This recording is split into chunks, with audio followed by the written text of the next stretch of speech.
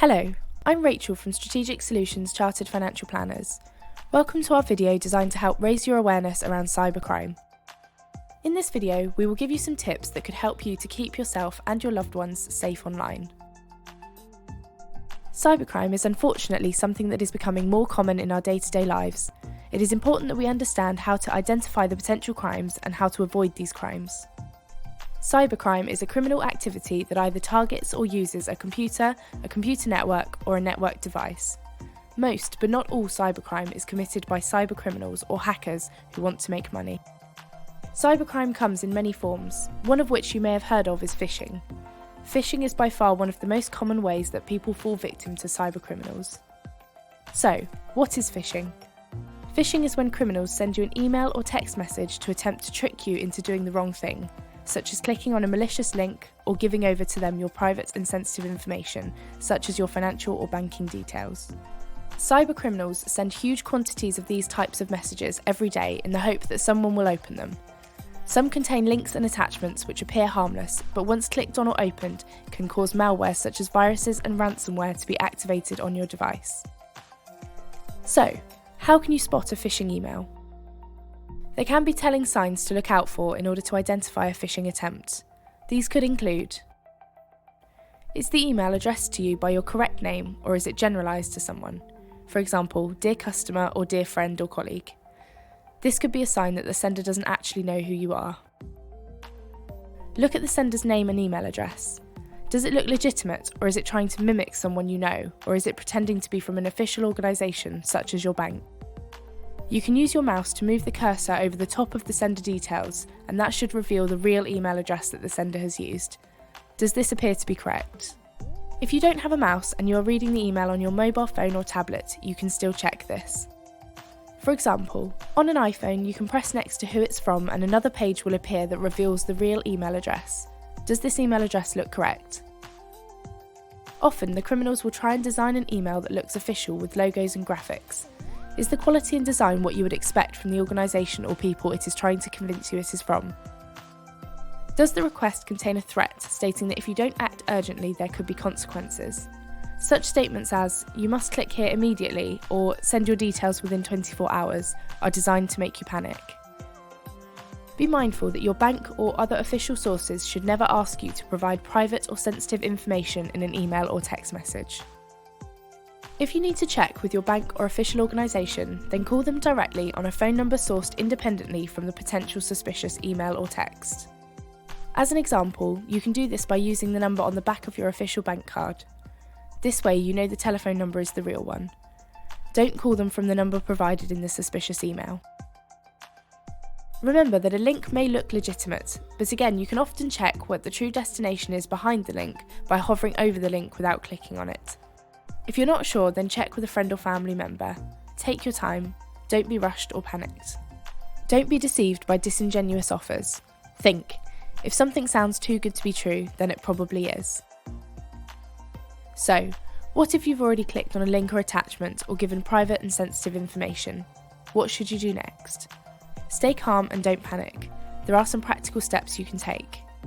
Open your antivirus, update the software and then run a full scan. If any viruses are detected, then follow the on-screen instructions given to you by your antivirus software provider. If you've been tricked into giving passwords or answers to security questions, then you should change your passwords.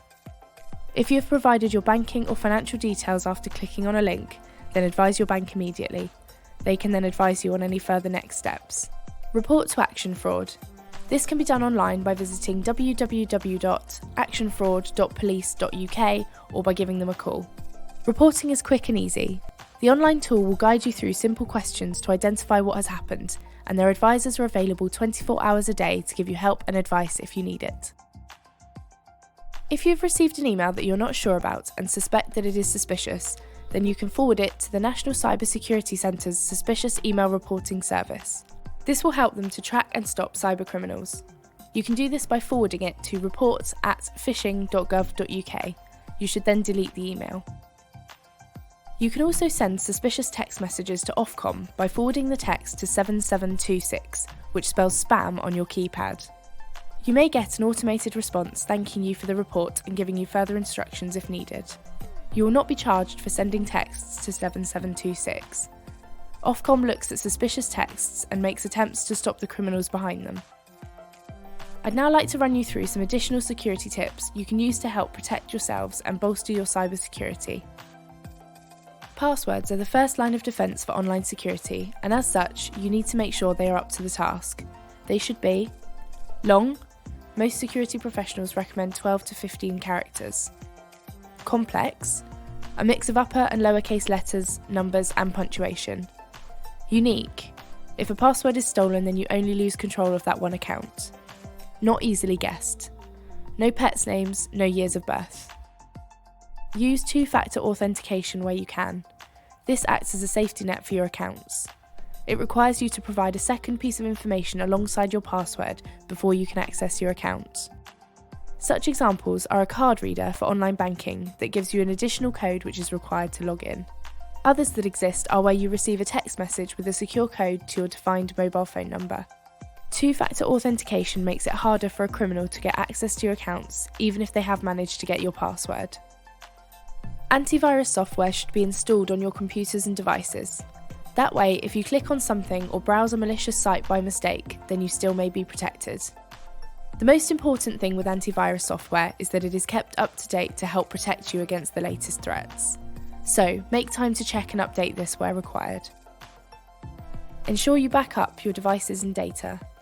Backups can be invaluable and save a lot of heartache and trouble should you be hit by ransomware or even lose or damage your computer or device. Look after your computer and devices. They often hold a lot of important, private and sensitive information, so keep them safe. Ensure they are protected with strong PINs or passwords. Many newer iPhone and Android handsets allow for full disk encryption, so ensure you utilise it if it's available. Don't leave your computers or devices unlocked and unattended. Finally, I would like to share with you some useful resources that are available to you. The National Cyber Security Centre is a good website to visit for guidance and awareness. It has lots of useful cybersecurity information and can be visited via www.ncsc.gov.uk. As I mentioned earlier, Action Fraud is where you would need to go to report cybercrime should you fall victim to it. This can be done online by visiting www.actionfraud.police.uk or by giving them a call. There is also a lot of useful information on their website. And finally, I'd like to share with you a website called Have I Been Pwned, which can be located at www.haveibeenpwned.com. Here you can put in your email address, where it will check against a database of known breaches and therefore give you information so you can make an informed decision to change your passwords where these breaches have happened.